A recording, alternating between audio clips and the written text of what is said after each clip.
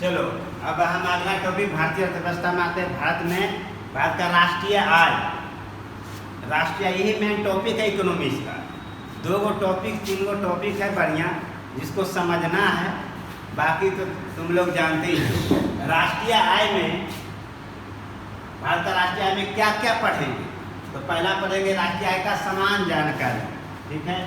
दूसरा पढ़ेंगे भारत में राष्ट्रीय आय का गणना का इतिहास। तीसरा भारत का राष्ट्रीय आय बनाम संबंध संस्थाएं, राष्ट्रीय आय से संबंधित कौन कौन सी संस्थाएं हैं भारत में या भारत के बाहर जो राष्ट्रीय आय के इर्द गिर्द वो है। चौथा राष्ट्रीय आय का आयाम, राष्ट्रीय आय का क्या पढ़ेंगे? आयाम। पांचवा राष्ट्रीय आय की अवधारणाएं का तुलनात्मक अध्ययन करेंगे, ठीक है। उसके बाद भारत का राष्ट्रीय आय की विशेषताएं, अब भारत में राष्ट्रीय आय का मान। अगर ये 7 टॉपिक पढ़ लिया बढ़िया से तो तुम राष्ट्रीय आय को उंगली पर नचाओगे, ठीक है, उंगली पे नचाओगे। ये मेन चीजें हैं। चलो लिखो।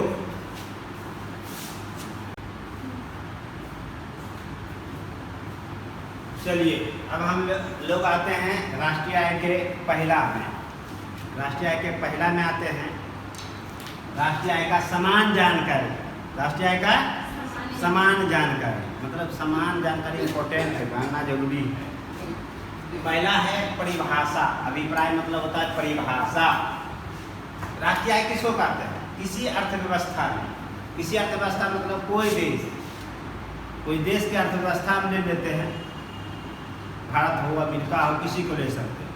किसी देश की अर्थव्यवस्था में एक वर्ष कहाँ से स्टार्ट होता है? 1 अप्रैल से 31 मार्च तक, इसको लेखा वर्ष कहते हैं। एक वर्ष में उत्पादित अंतिम वस्तुओं एवं सेवाओं का मूल्य। उत्पादित अंतिम वस्तु किसको कहते हैं? जैसे कलम, ये अंतिम वस्तु हुआ। कलम क्या हुआ? अंतिम वस्तु। इसका प्रारंभिक वस्तु क्या हुआ? कलम का, ये कलम लेते हैं तो प्रारंभिक या प्राथमिक वस्तु क्या हुआ? खोलिया, ठीक है, खोलिया। अब देखो हम समझाते हैं कलमे से, कभी कभी वैसा टर्म आएगा, ठीक है। ये हुआ, ये तीनों हुआ इसका प्राथमिक वस्तु, ठीक हो गया। इसमें स्याही डालल है, ये हुआ मध्यम वस्तु। प्राथमिक वस्तु प्लस मध्यम वस्तु मिल गया। अब मिल गया तो क्या बन गया? कलम। तो कलम क्या कहलाएगा? अंतिम वस्तु। क्लियर हो गया। मोबाइल लेते हैं, जैसे मोबाइल, इसमें बहुत सा अंदर में कलपुर्जा होगा, ठीक है। जितना कलपुर्जा है वो उसका हुआ प्रारंभिक वस्तु। मध्यम वस्तु में क्या आएगा? सीम, क्योंकि सब कुछ बना लिया, सीम नहीं बना लगाया तो ये फिर क्या है? बेकार है। मध्यम वस्तु का मतलब होता है जिसके बिना उसका महत्व ना हो, जिसके बिना उस वस्तु का कार्य संभव नहीं हो, वो क्या कहलाएगा? मध्यम वस्तु। तो सिम हो गया मध्यम वस्तु। सिम लगा दिया, पैसा इसमें भर दिया, नहीं भी भरा तो क्या बन गया? मोबाइल। तो मोबाइल क्या कहलाएगा?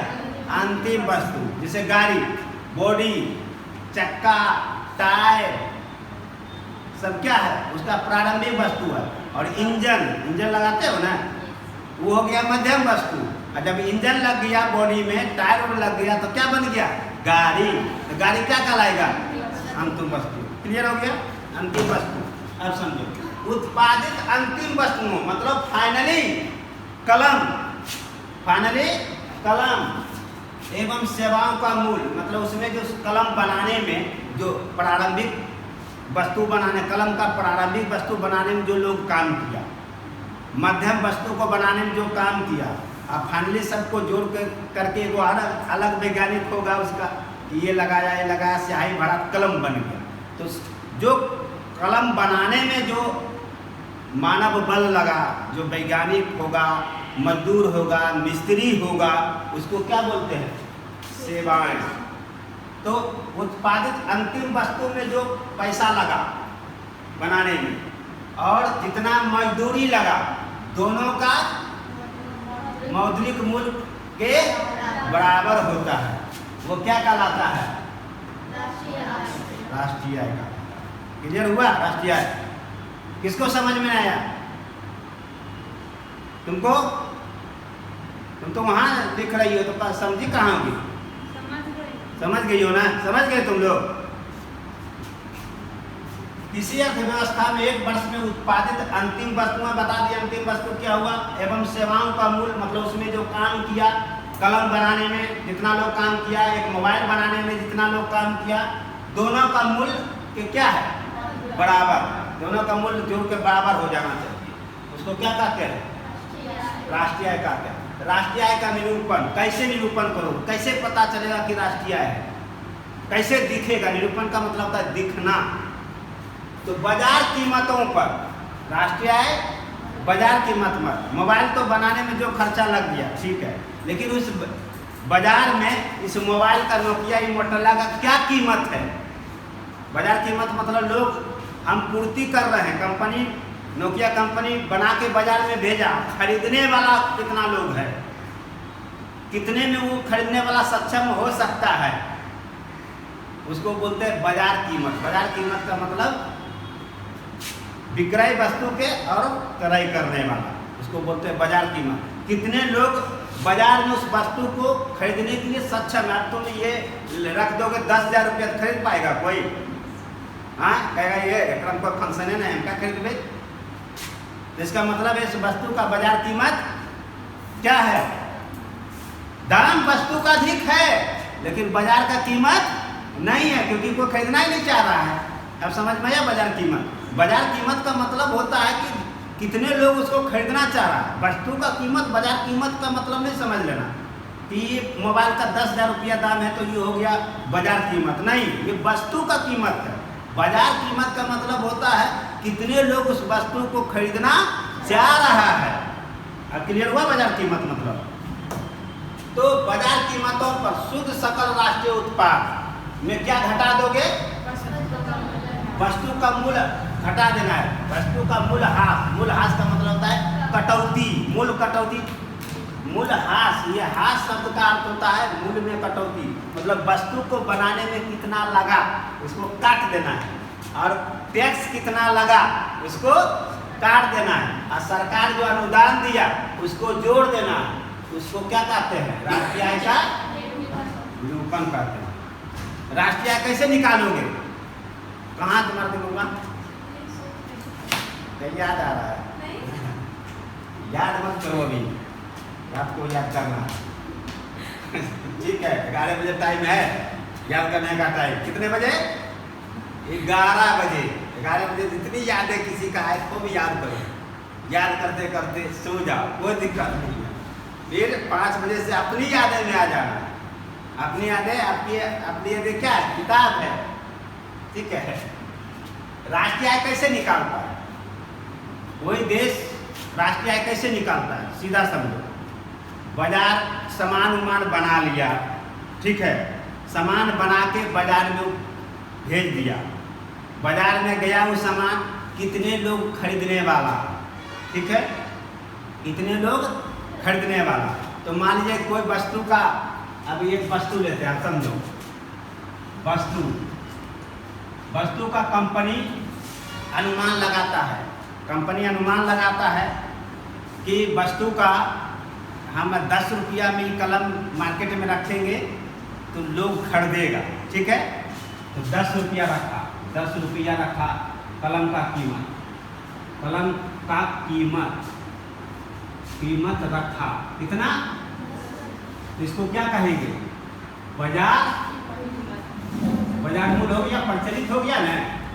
कंपनी अनुमान लगाता है कि हम इस कलम का कीमत कितना रखें कि लोग खरीद ले, तो वो इतना भी कम नहीं रखेगा कि उसको घरे से घाटा लग जाएगा। घरे से घाटा मतलब पूंजिया तो लगा होगा, सोच लेता है कि इतना रुपया हमको वस्तु को लगाने में, लाने में, बनाने में खर्चा हुआ, इतना हम मजदूरी दिए जो काम किया वो, और सरकार को टैक्स भी दिए, ये सब गुना भाग करके वो कीमत रखता है बाजार में, ठीक है। तो 10 रुपया कलम का कीमत रखा, उसको क्या कहते हैं? बाजार मूल्य। बाजार मूल्य में वस्तु का लगा क्या? उत्पादित अंतिम वस्तुओं एवं सेवाओं का जो मूल्य है, जो उसमें खर्चा हुआ वो छिपा रहता है, ठीक है। अब समझो, तो उसके बाद इसमें घटा दो, क्या घटाओगे? पूंजिया नहीं घटाओगे? 10 रुपया तुम बाजार मूल्य रखा तो उसमें अपने पूंजी नहीं घटाओगे। पूंजी क्या घटाओगे?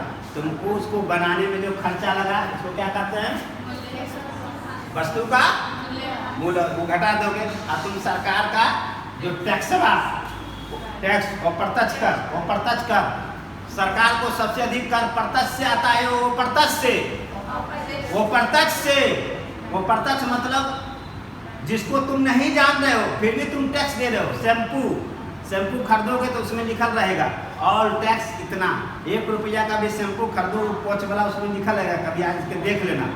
वो प्रत्यक्ष कर तुमको दिख नहीं रहा है, तुमको दिख नहीं रहा कि तुम सरकार को दे रहे हो, लेकिन उस पर भी टैक्स है, उसको बोलते हो प्रत्यक्ष कर। तो भारत को सरकार को सबसे अधिक कर और प्रत्यक्ष कर से आता है।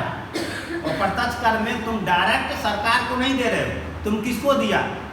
दुकानदार को। शैम्पू खरीदा दुकानदार, पहला दुकानदार किससे? कोई जो थोक विक्रेता होगा उससे लाया होगा।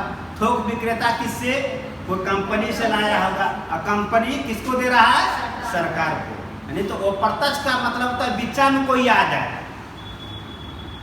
तुम डायरेक्ट नहीं दे रहे हो। संपत्ति कर प्रत्यक्ष कर होता है। सरकार दिखाओ तुमको, तुम्हारे पास 20 बीघा जमीन दो इतना टैक्स, तुम्हारे पास इतना बड़ा कंपनी 2 टैक्स, उसको प्रत्यक्ष कर बोलते हैं। वो प्रत्यक्ष कर हम डायरेक्ट नहीं देते हैं। और भारत सरकार को सबसे अधिक कर और प्रत्यक्ष कर से आता है, क्योंकि वो बहुत विस्तार है। एक शैम्पू पे भी कर, एक बिस्कुट पर भी कर, है कि नहीं? नमक खरीदते हो उसमें भी लिखल रहता है कर। तो अप्रत्यक्ष कर क्या करेंगे? वस्तु का मूल ह्रास। और अप्रत्यक्ष कर क्या करेंगे? घटा देंगे। और जोड़ क्या देंगे उसमें? अनुदान मतलब सब्सिडी। कौन देता है सब्सिडी? सरकार देती है, वो जोड़ देंगे। उसको क्या कहते हैं? राष्ट्रीय आय का निरूपण। मतलब राष्ट्रीय आय कैसे आप व्यक्त करेंगे, कैसे लोगों को बताएंगे कि ये राष्ट्रीय आय है? कोई पूछेगा राष्ट्रीय आय क्या है, कैसे बताओगे? ये तो परिभाषा, तो ये परिभाषा हुआ, लेकिन इसको समझाने के लिए कैसे बताओगे? तो कहोगे कि मैं एक कंपनी हूँ, मैंने वस्तु का उत्पादन किया, उसको मूल्य निर्धारित किया 10 रुपया, वो मूल्य निर्धारित को बाजार मूल्य कहते हैं। क्लियर हो गया? वो 10 रुपया हम जो निर्धारित किए तो हम अपना पूंजिया घटा रहे हैं उसमें, उसको मूल्यह्रास जिसको बोलते हैं।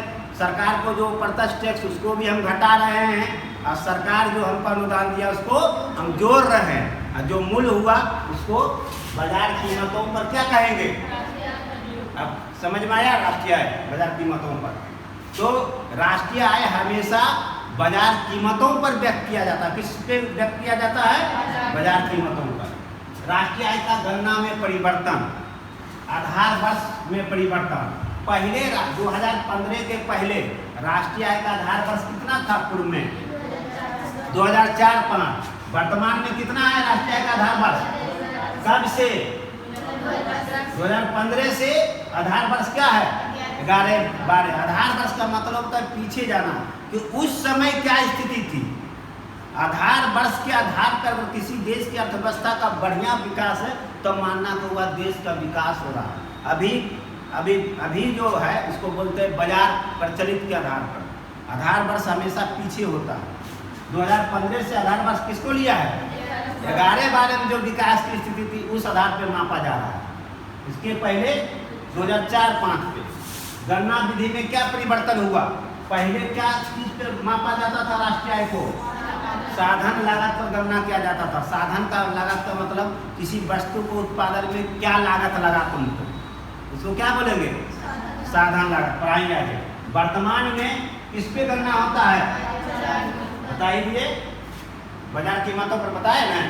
तो वर्तमान में किस पे गणना होता है राष्ट्रीय आय का? बाजार मूल्य पर गणना होता है। पूर्व में किस पे गणना होता था? साधन लागत पे। आधार वर्ष किसको कहते हैं? इसका संबंध राष्ट्रीय लेखांकन से संबंधित है। क्लियर हो गया? राष्ट्रीय आय से संबंधित है आधार वर्ष। अभी पढ़ा आधार वर्ष का अर्थ क्या होता है? जिस वर्ष की कीमतों का उपयोग वास्तविक जीडीपी की गणना के लिए किया जाता है उसको क्या कहते हैं? जिस वर्ष की कीमतों का उपयोग वास्तविक जीडीपी के गणना के लिए किया जाता है उसको क्या कहते हैं? जीडीपी क्या है आगे बताएंगे, अभी मत समझो यहाँ जीडीपी कितने जाना। जिस वर्ष की कीमतों का उपयोग वास्तविक जीडीपी की गणना के लिए किया जाता है उसको क्या कहते हैं? आधारवाद। जीडीपी क्या है, जीएनपी क्या है, हम आगे बताएंगे, विस्तारित है वो। राष्ट्रीय आय का लेखांकन वर्ष कब से कब? 1 अप्रैल से मार्च, उसको वित्तीय वर्ष भी बोलते हैं। राष्ट्रीय आय का लेखांकन वर्ष को क्या कहते हैं? वित्तीय वर्ष नहीं। अभी कौन सा वित्तीय वर्ष चल रहा है? अभी 23-24 चल रहा है। 23-24 जोड़ दोगे, वर्ष 23 होगा, लेकिन वित्तीय वर्ष 24 जुड़ जाएगा, क्योंकि 1 अप्रैल से 31 मार्च 24 तक 23-24 होगा ना। ठीक। राष्ट्रीय आय का आकलन, संग्रहण, आंकड़ा संग्रहण, गणना एवं प्रकाशन कौन करता है? केंद्रीय सांख्यिकी कार्यालय, इसका इंग्लिश में NSO, national statistical office. Clear हो गया ना। राष्ट्रीय आय का मापन का मुख्य विधि क्या है? उत्पादन विधि, आय विधि, व्यय विधि। कितना उत्पादन हुआ, कितना आया और कितना व्यय हुआ। कितना उत्पादन हुआ, कितना आया और कितना खर्चा हुआ।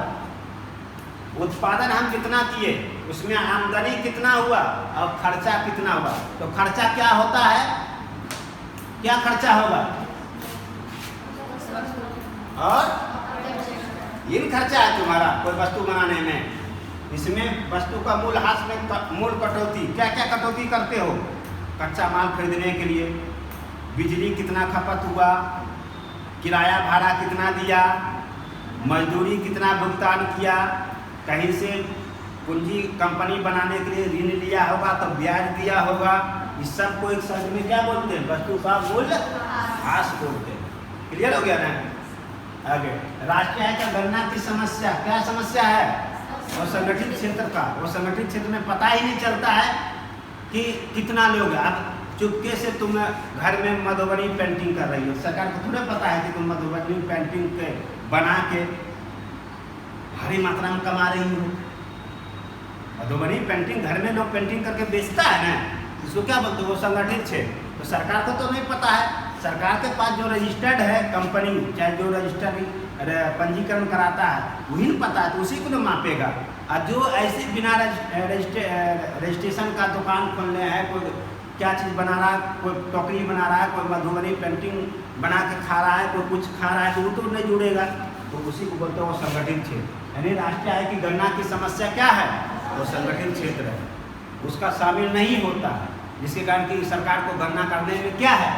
समस्या है, क्योंकि वो संगठित क्षेत्र का कोई निश्चित आंकड़ा नहीं है कि कितने लोग वो संगठित क्षेत्र में काम। वो संगठित का मतलब होता है जिसका सरकार के पास रजिस्ट्रेशन नहीं है, सरकार के द्वारा किसी प्रकार का अनुदान सुविधा नहीं मिल रहा है। ठीक है, जैसे तुम घर में दुकान खोलोगे किसी चीज़ को बनाने के लिए, तो संगठित क्षेत्र का लगता है। क्लियर हो गया। कृषि में जितने लोग काम कर रहे हैं वो संगठित क्षेत्र है। क्लियर हुआ? संगठित क्षेत्र। राजकोषीय नीति तैयार कौन करता है? वित्त मंत्रालय। क्लियर हुआ? ये तो ये था राष्ट्रीय आय का समान जानकारी, जनरल नॉलेज। चलो लिखो।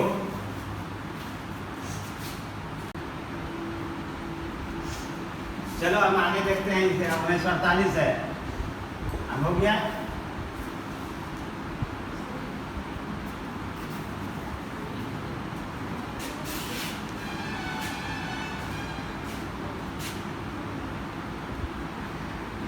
चलिए, भारत में राष्ट्रीय आय का गणना का इतिहास, मतलब इतिहास राष्ट्रीय आय का गणना कब से प्रारंभ हुआ, इसका हम इतिहास देखें तो 1868 ईस्वी में दादा भाई नौरोजी, नाम सुने होंगे, इन्होंने ही धन का निकासी का सिद्धांत भी इन्होंने ही दिया था कि अंग्रेज जो है यहाँ से खूब धन ले जा रहा है लूट, इन्होंने ही बताया था।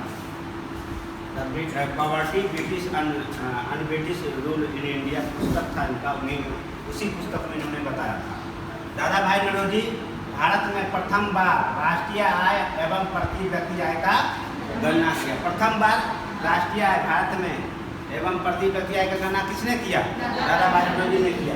इन्होंने बताया उस समय 1868 में कि भारत में प्रति व्यक्ति आय कितने रुपया था? 20 रुपया था प्रति व्यक्ति आय, 20 रुपया इन्होंने बताया। BKRD राव, विजेंद्र कस्तूरी, गंगा वरदराज राव, कस्तूरी, ठीक है, बात समझो। ठीक है। विजेंद्र कस्तूरी गंगा बरदराज राव, बरदराज विद्वान बन गया था, पता है ना बरदराज की कहानी हुई। भारत में सबसे पहले वैज्ञानिक, जैसे आएगा कि भारत में सबसे पहले वैज्ञानिक दृष्टि से मतलब अच्छा विधि से राष्ट्रीय आय का गणना किसने किया, तो क्या मानोगे? भारत में प्रथम बार राष्ट्रीय आय एवं प्रति व्यक्ति आय का गणना किसने किया था, माना दादा भाई बहन। लेकिन वैज्ञानिक दृष्टि से पूछेगा तो मानना VAR राव। एफ सिरास 1911 ईस्वी में प्रति व्यक्ति आय बताया इन्होंने कि भारत में 49 रुपया है। एफ सिरास उस समय अंग्रेज का ही शासन था भारत में कि प्रति व्यक्ति आय 85 रुपया बताते थे, जीता था 50 रुपया कमा उमा लेता था। 1948 से 49 में, अब यहाँ समझोगे, भारत में राष्ट्रीय आय का गणना का प्रथम आधिकारिक प्रयास, आधिकारिक प्रयास का मतलब होता है सरकार के द्वारा, इधर व्यक्ति आधिकारिक प्रयास का मतलब होता है सरकार के द्वारा, किसी संस्था के द्वारा या सरकार के द्वारा, तो आधिकारिक प्रयास बोलते हैं। यानी स्वतंत्रता के पूर्व पूछे या दो तरह से क्वेश्चन पूछेगा कि स्वतंत्रता के पूर्व भारत में राष्ट्रीय आय का गणना का आधिकारिक प्रयास किसके द्वारा किया गया, या भारत में प्रथम बार राष्ट्रीय आय का गणना का आधिकारिक प्रयास किसके द्वारा किया गया, वाणिज्य मंत्रालय द्वारा। ये ऑप्शन में नहीं रहेगा तो आर्थिक सलाहकार कार्यालय, ये दोनों में कोई रहेगा। क्लियर है, मार दोगे। आ गया 1949 ईस्वी में राष्ट्रीय समिति का गठन हुआ था, किसके द्वारा राष्ट्रीय समिति, भारत सरकार के द्वारा। इस समय देश आजाद हो चुका था। 1949 में राष्ट्रीय समिति का गठन किया गया था, राष्ट्रीय आय समिति, सॉरी पूरा इसका नाम है राष्ट्रीय आय समिति, राष्ट्रीय आय समिति, राष्ट्रीय आय समिति। राष्ट्रीय आय समिति का गठन कब किया गया था, इस समय देश आजाद हुआ था कि नहीं, हो गया था। गठन किया गया किसके द्वारा, भारत सरकार के द्वारा। राष्ट्रीय आय समिति का अध्यक्ष कौन बने, PV महालनोबिस। इसके सदस्य दो को बने, DR गाडगिल और VKRV राव, जो ये थे। ठीक है, रिपोर्ट दिया, ये जो राष्ट्रीय आय समिति है ये क्या रिपोर्ट दिया कि राष्ट्रीय आय भारत में कितना है उस समय, 8,650 करोड़ रुपया। अभी तो बहुत हो जाता है, उस समय बताया 8,650 करोड़ रुपया भारत का राष्ट्रीय आय है। और प्रति व्यक्ति आय कितना बताया, 24.9, यानी 24 रुपया 9 पैसा। 9 मतलब उस समय पैसा चलता था, 24 रुपया 9 पैसा बताया 1949 में। कौन बताया, राष्ट्रीय आय समिति ने। 1971 में साइमन कुजनेटस, विदेशी थे, साइमन कुजनेटस राष्ट्रीय आय का क्या कहा जाता है इनको, राष्ट्रीय आय का लेखांकन का जन्मदाता किसको कहा जाता है, साइमन कुजनेटस को।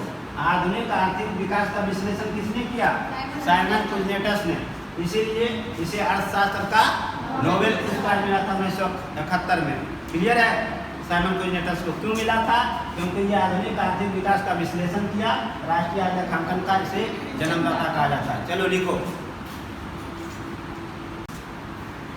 अब राष्ट्रीय आय बनाम संस्था, भारत में जो राष्ट्रीय आय का गणना होता है, निकाला जाता है, आकलन किया जाता है, तो कौन कौन सा संस्था राष्ट्रीय आय से संबंधित है, राष्ट्रीय आय के संदर्भ में कार्य करता है, कौन कौन से संस्था। अंतर्राष्ट्रीय स्तर पे, राष्ट्रीय स्तर का मतलब होता है भारत में, और अंतर्राष्ट्रीय स्तर मतलब विदेश। राष्ट्रीय स्तर पे केंद्रीय वाणिज्य एवं उद्योग मंत्रालय, आर्थिक मामले के विभाग, आर्थिक प्रभाग, भारत सरकार का वित्त मंत्रालय, RBI, राष्ट्रीय सांख्यिकी कार्यालय NSO और राष्ट्रीय सांख्यिकी आयोग। इतना कहीं ना कहीं प्रत्यक्ष या अप्रत्यक्ष रूप से राष्ट्रीय आय से संबंधित है। और अंतर्राष्ट्रीय स्तर पे IMF, इंटरनेशनल मनी फंड, अंतर्राष्ट्रीय मुद्रा कोष। IMF का फुल फॉर्म होता है इंटरनेशनल मनी फंड, अंतर्राष्ट्रीय मुद्रा कोष। और विश्व बैंक का नाम सुने हो, विश्व बैंक, तो ये राष्ट्रीय आय से संस्था से संबंधित है। अब हम राष्ट्रीय स्तर को पहले बताएंगे, तब अंतर्राष्ट्रीय स्तर को बताएंगे। क्लियर है, चलो लिखो। राष्ट्रीय आय बनाम संस्था में आते राष्ट्रीय स्तर का संस्था। राष्ट्रीय स्तर का संस्था में सबसे पहले केंद्रीय वाणिज्य एवं उद्योग मंत्रालय ये क्या करता है? भारत में मूल कटौती को ही मूल्यह्रास कहते हैं। कल बताए थे मूल कटौती, कोई चीज सामान बनाने में जो खर्चा लगा वो क्या कहलाएगा? मूल्यह्रास या मूल कटौती का। तो मूल कटौती कौन करता है? मूल कटौती का दर का निर्धारण कौन करता है? भारत में केंद्रीय वाणिज्य एवं उद्योग मंत्रालय। मूल्यह्रास या मूल कटौती का दर का निर्धारण कौन करता है? ठीक है। आर्थिक मामले के विभाग का आर्थिक प्रभाव, आर्थिक मामले के विभाग का आर्थिक प्रभाव, ये याद रखना। ये क्या करता है? आर्थिक सर्वेक्षण व समीक्षा। नहीं, हम लोग पढ़ते हैं, करंट में पढ़ रहे थे 2022-23 का आर्थिक समीक्षा पढ़ लो, बिहार वाला या केंद्र सरकार वाला बजट के पहले आर्थिक समीक्षा जारी होता है। तो आर्थिक सर्वेक्षण या समीक्षा का आंकड़ा तैयार कौन करता है? आंकलन कौन करता है?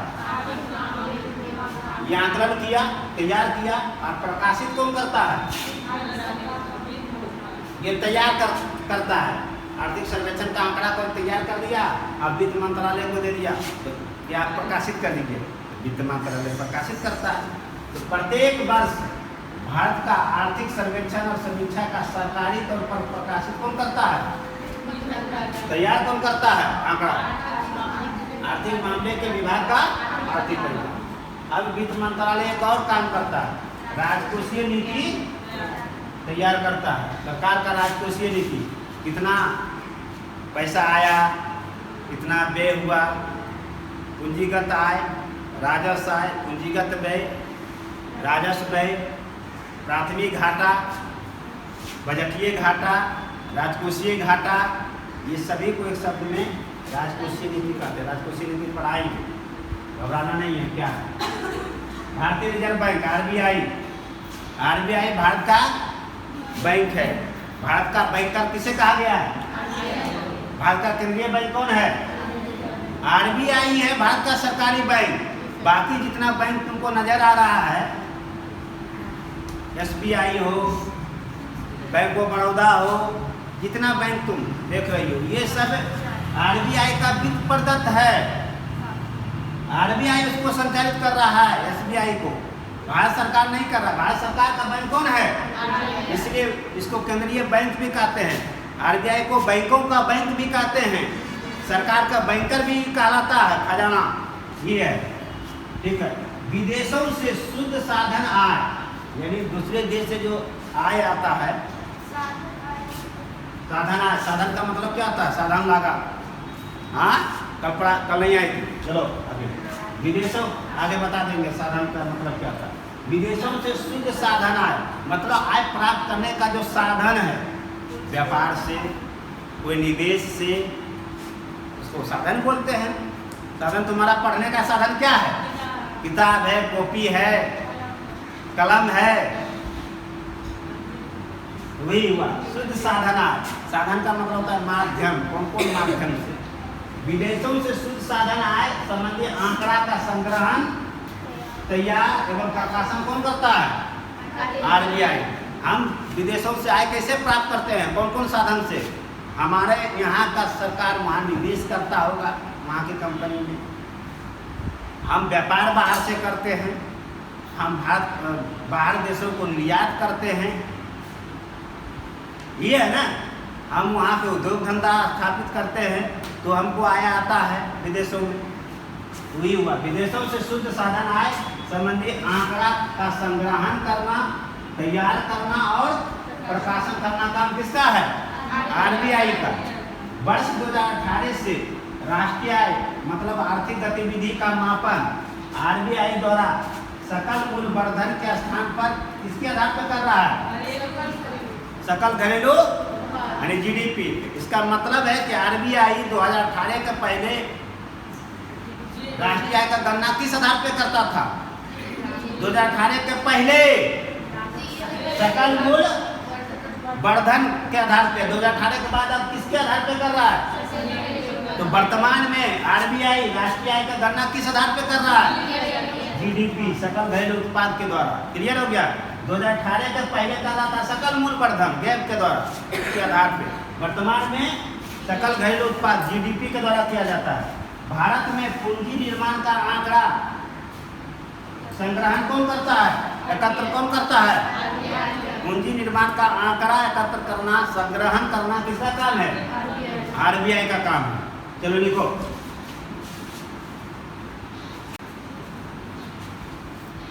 चलिए अगला हम 5वां देखते हैं। राष्ट्रीय स्तर के संस्था में राष्ट्रीय सांख्यिकी कार्यालय एनएसओ समझो, national statistical office. National statistical office तुम्हारा भी तो कॉमर्स था ना, ठीक है। राष्ट्रीय सांख्यिकी कार्यालय, इसका स्थापना कब हुआ? राष्ट्रीय सांख्यिकी कार्यालय का 2019 में। अधीन, ये किसके अधीन है? सांख्यिकी और कार्यान्वयन मंत्रालय का अधीन। पूछेगा राष्ट्रीय सांख्यिकी कार्यालय किस मंत्रालय के अधीन है? तो सांख्यिकी और कार्यान्वयन मंत्रालय के अधीन। गठन 2019 में, आप समझो गठन हुआ था 2019 में, यहाँ लिख दिया। 2019 में क्या? 2019 के पूर्व, 2019 के पूर्व एक था संस्था का नाम था केंद्रीय सांख्यिकी संगठन, जिसका शॉर्ट होता है CSO, central statistical organisation. Central और ये स्टैटिस्टिकल ऑर्गेनाइजेशन, केंद्रीय सांख्यिकी संगठन। ये पहले 2019 के पहले राष्ट्रीय आय का आकलन एवं प्रकाशन कौन करता था? CSO करता था। और राष्ट्रीय आय के आकलन एवं प्रकाशन में CSO को मदद कौन करता था? NSSO, जिसको हिंदी में बोलते हैं राष्ट्रीय प्रतिदर्श सर्वेक्षण संगठन। ये जो है NSSO जो है, इसको राष्ट्रीय आय के आकलन एवं प्रकाशन में मदद करता था। लिख दिए, राष्ट्रीय आय की गणना में CSO को मदद करता था। कौन? NSSO इसको मदद करता था। लेकिन 2019 से अब तक 2019 में क्या हुआ? CSO ये और NSSO दोनों को विलय कर दिया, मिला दिया। बोला तुम दोनों का काम खत्म, फुर्सत करो। और मिला के क्या बनाया? NSO मतलब राष्ट्रीय सांख्यिकी कार्यालय। NSO को किसको विलय करके बनाया गया? CSO और NSSO दोनों को मिला के 2019 में NSO बनाया गया। अब वर्तमान में राष्ट्रीय आय का आंकड़ा का संग्रहण, आकलन, गणना एवं प्रकाशन कौन करता है? अभी पूछेगा कि राष्ट्रीय आय का गणना कौन करता? NSO। आंकड़ा का प्रकाशन कौन करता? NSO। क्लियर हो गया ना? अब NSO अब आ गया। NSO का संरचना, इसमें 3 को पद लाया गया महानिदेशक का। 3 पद है महानिदेशक का। एक महानिदेशक क्या है? सांख्यिकी, जो मेन ही है, सांख्यिकी ही मेन है महानिदेशक।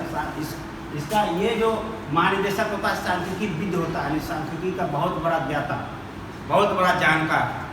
दूसरा महानिदेशक क्या है? समन्वय प्रशासन नीति, यानी समन्वय बनाना, प्रशासन कैसे चलेगा, आंकड़ा संग्रहण कैसे होगा, रिपोर्ट कैसे बनेगा, नीति क्या बनना चाहिए, ये महानिदेशक का काम है।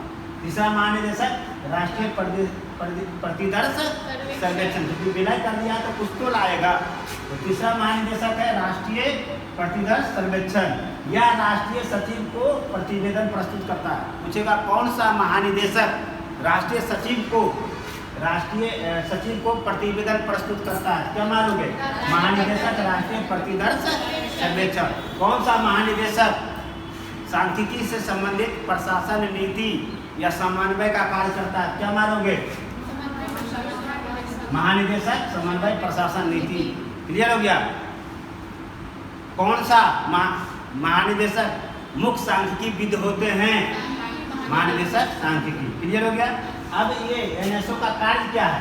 तो राष्ट्रीय आय का आंकड़ा का संग्रहण, आकलन, गणना एवं प्रकाशन, ऑल ओवर राष्ट्रीय आय के संबंधित काम कौन करता है? NSO करता है।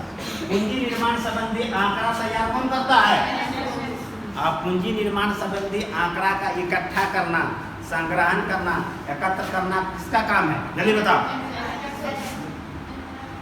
NSO, ये पढ़िए हो। RBI देखो क्या लिखा हुआ है। RBI का नीचे लाइन देखो क्या है? कुछ नहीं, होम बकाल दुनिया का। हाँ, क्या लिखा है? क्या RBI जो है पूंजी निर्माण संबंधी आंकड़ा को एकत्र करना, संग्रहण करना, जुड़ाता है। यानी अगर सब्जी बनाना है तो आलू प्याज उवाज सब तेल फूल कौन ला के देता है? RBI। और सब्जी बनाने का काम कौन करता है? NSO। वो एकत्र करता है, तैयार करता है। अब समझ में आया? इसीलिए हमें इंडिकेट किए एग्जाम में ये फंसोगे, टिक मार लो रिविजन करने में। वो एकत्र करता है, संग्रहण करता है, ये तैयार करता है। चलो लिखो।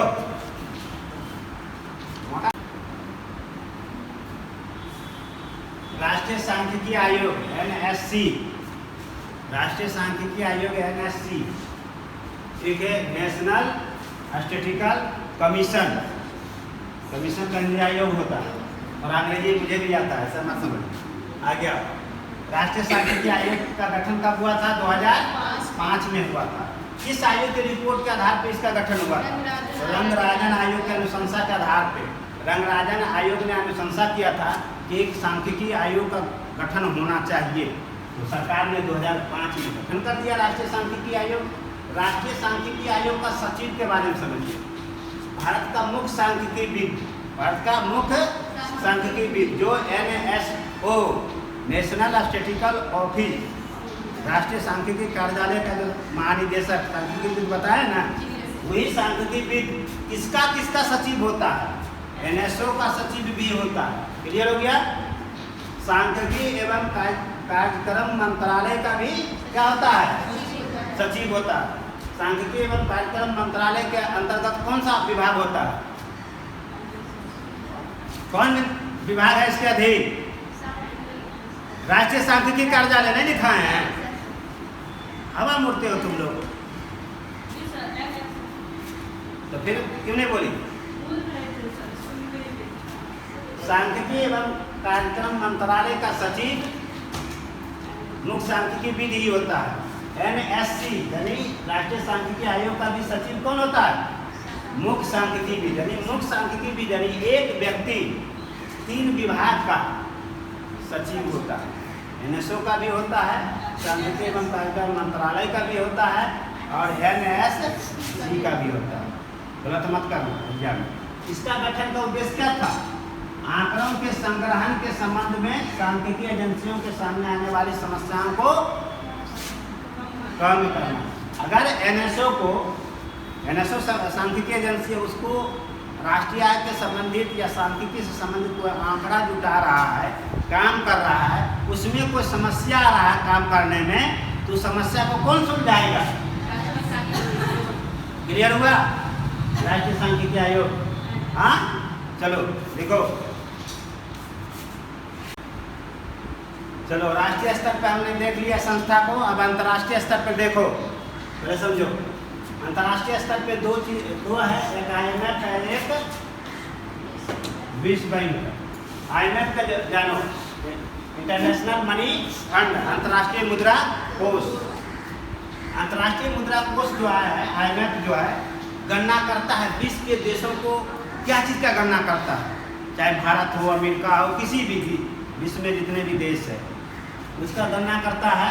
सकल राष्ट्रीय आय का गणना करता है। किसी भी देश का IMF क्या चीज का गणना करता है? सकल राष्ट्रीय आय का, सकल घरेलू उत्पाद का नहीं, या सकल राष्ट्रीय उत्पाद का नहीं, सकल राष्ट्रीय आय का। IMF को क्या मतलब कि कितना तुम्हारे पास उत्पादन हुआ, भाई तुमने उत्पादन करके कितना प्राप्त किया, इनकम कितना हुआ, उसका गणना करता है। चाहे IMF हो चाहे विश्व बैंक को देखो भी, सकल राष्ट्रीय आय का, दोनों का। क्लियर हो गया?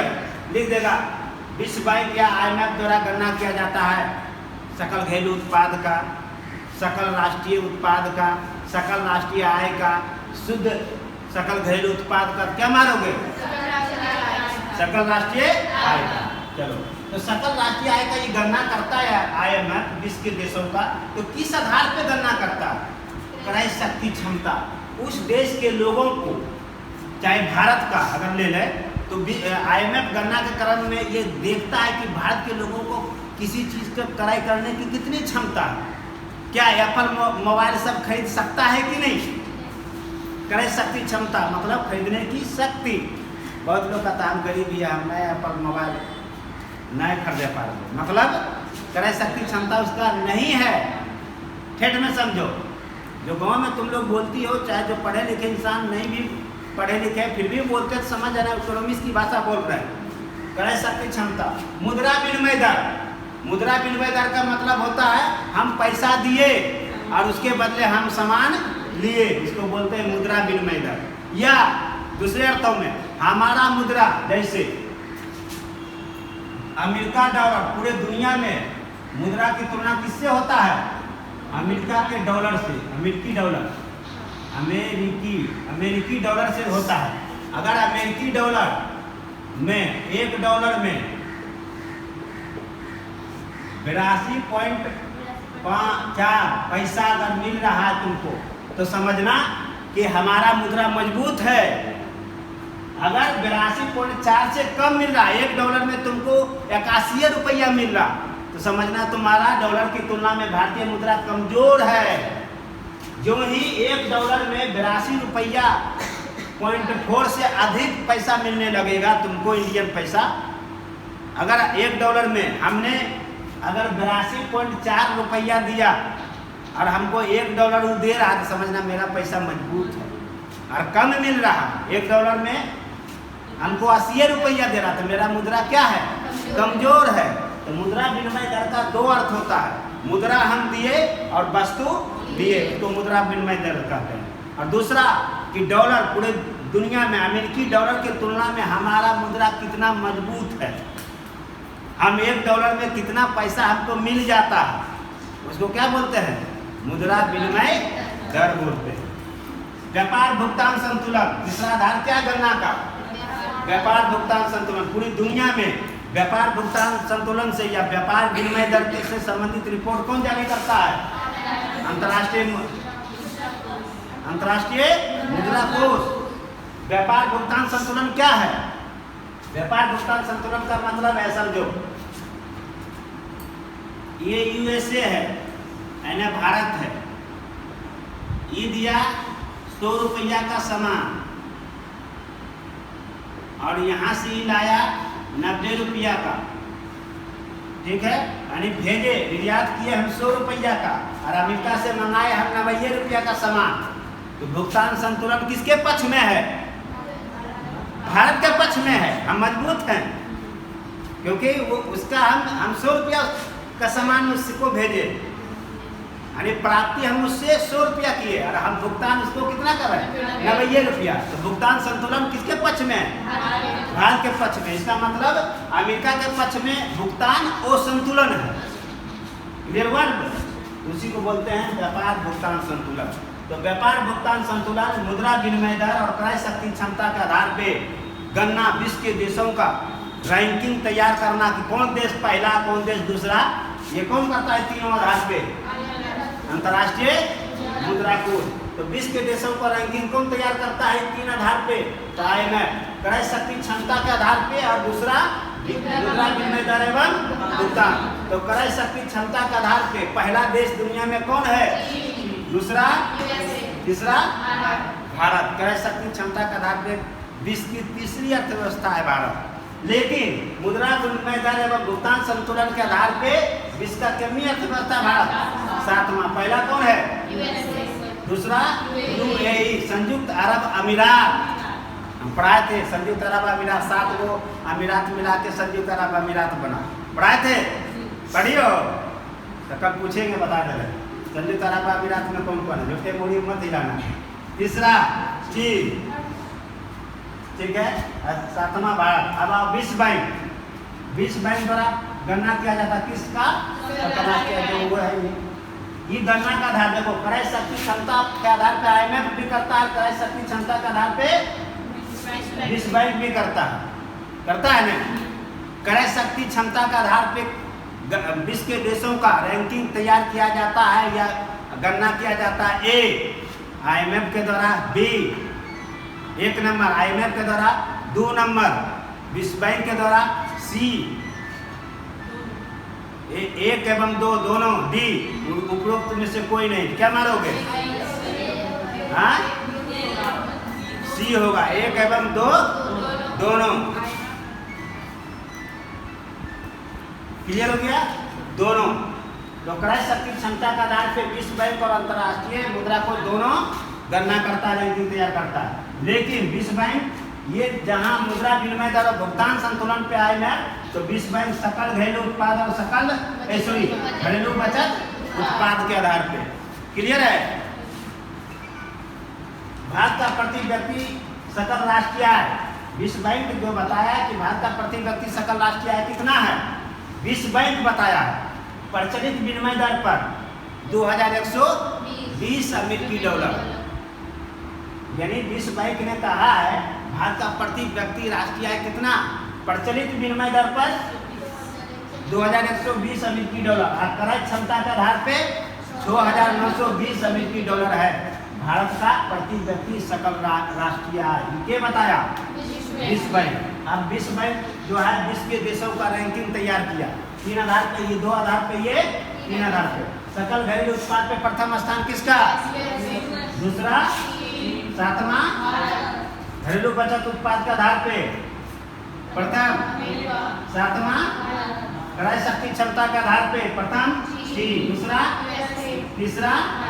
यानी क्रय शक्ति क्षमता के आधार पे भारत दुनिया का तीसरी अर्थव्यवस्था और बाकी ऐसे केमी अर्थव्यवस्था 7वीं अर्थव्यवस्था। क्लियर हो गया ना? मार दोगे ना? भारत है अर्थव्यवस्था है, अगर एक शब्द में पूछे कि भारत केमी अर्थव्यवस्था विश्व का, तो मारना 7वीं, तीसरी नहीं। जब क्रय शक्ति क्षमता का आधार पे पूछेगा तब मारना तीसरी।